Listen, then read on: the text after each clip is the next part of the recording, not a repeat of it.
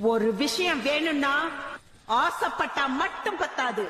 உன்னால் முடியாது என்று ஊரே சொல்லும் நம்பாது. ஆட்டம் பிடிக்க தெரியணும். பரிதாபம் காட்டும் எந்த வர்க்கத்தோடும் விளையாடு. நீ பிடிக்கிற அடக்குறதா அது எவ்வளவு உனக்கு பிடிக்கும்னு மத்தவங்களுக்கு தெரியும். நாளை என்றும் நம் கையில் இல்லை.